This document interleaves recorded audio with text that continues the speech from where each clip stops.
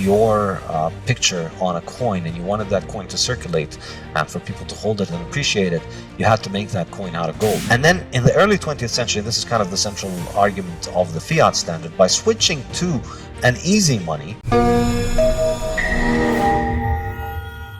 as an example of how fiat corrupts the planet, basically. So in the Bitcoin standard, a lot of Bitcoin standard was about government money, but you could always say more because it's just been so enormously important over the last 100 years.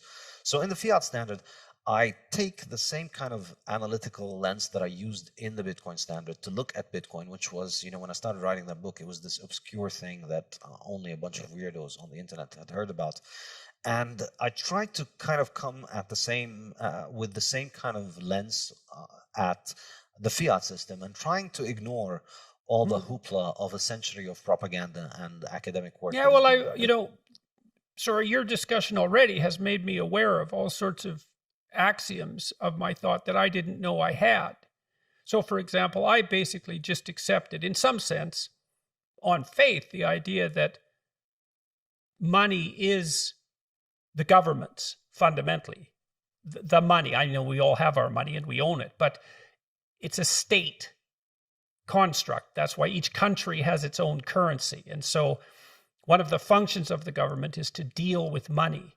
And the idea that you could abstract that away from the government, any conceivable government, conceivably forever, or at least forever as far as we're concerned, it's hard to wrap my head around how radical an idea that is. I don't know what that would mean if it was actually true. And so, the idea that, the arguments that you've presented that suggest that the notion that that the government has valid control over money, and maybe that should be subject in some sense to the democratic process rather than the market process. It's going to take me a long time to think that through, because that really is it's unbelievably radical proposition. Yes, that's kind of why the Austrians are kind of ostracized and considered outside the pale on this issue. But think about it, no government declared gold as money. Gold emerged as money all over the world independently because of its properties. And then governments had to use gold in their own currencies in order to give their currencies value. If you wanted your picture on a coin and you wanted that coin to circulate and for people to hold it and appreciate it, you had to make that coin out of gold. You couldn't just make coins out of anything and give it to people. And when people tried to do that, hilarity and calamity ensued in every case. We have a long history of what happens when governments debase currency. And, it always happens in the same way. They begin by making sound money. They specify the weight and they make it uniform. But then they almost always, I think, every example in history has ended up with them basically succumbing to the temptation to increase the supply if it was paper money backed by gold, or to what they used to do previously, which is mix in base metals with the precious metals. So wasn't it the case that the ridges on the edges of coins were there because the coins were shaved by slightly? And was that a state function, or were people doing that to coins? I'm sorry, this is just an example of how that solid, uncorruptible currency can be. If you get a gold coin, you can scrape some of the gold off, and if you have enough gold coins, you can make a nice pile of gold dust, and the gold coins still work, but you have the gold. And so there's various ways of doing that. And I read that the ridges on the outside of coins, why do they have them? Do you know, is that the case, or am I just chasing something that's not the case at all?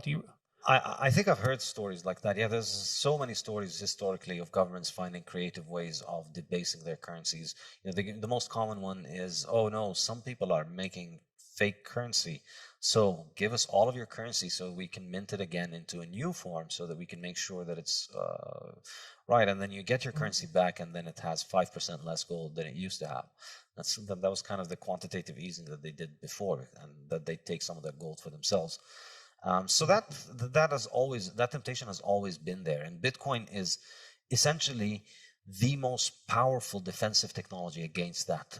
It's enormous quantum leap forward in the technology of money as protection of value against predation and against inflation, because you don't have to worry about whether the coin has base metal inside it. You can verify everything with Bitcoin, and it's fully auditable. Everybody can see every single transaction, and everybody can verify the rules of the network. So it's the most powerful technology that we have for money, and I think it's a natural fit to anybody who's productive and wants to save their value into the future.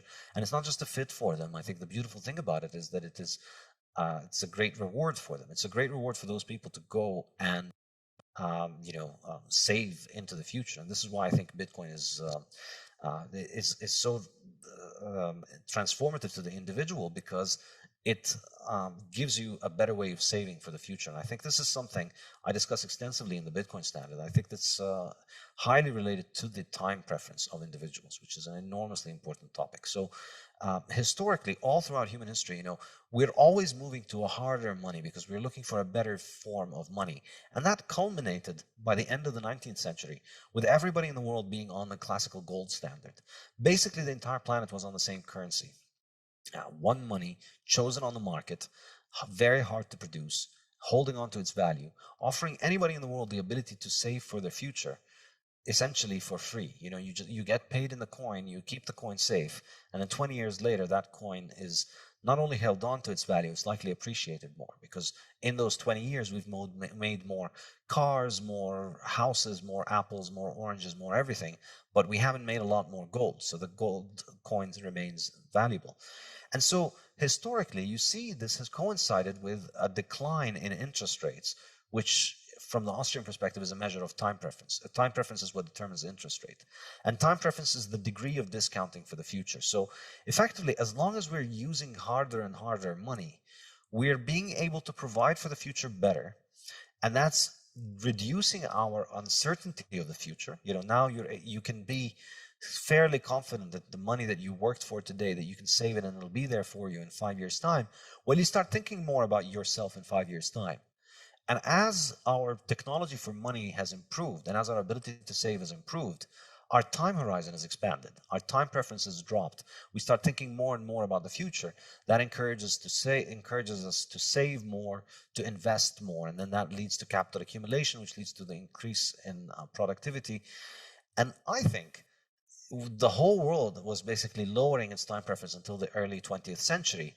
And then in the early 20th century, this is kind of the central argument of the fiat standard, by switching to an easy money, where now, in the 20th century, we moved to government money, which has been increasing on average, I calculate, at something like roughly 14% a year globally.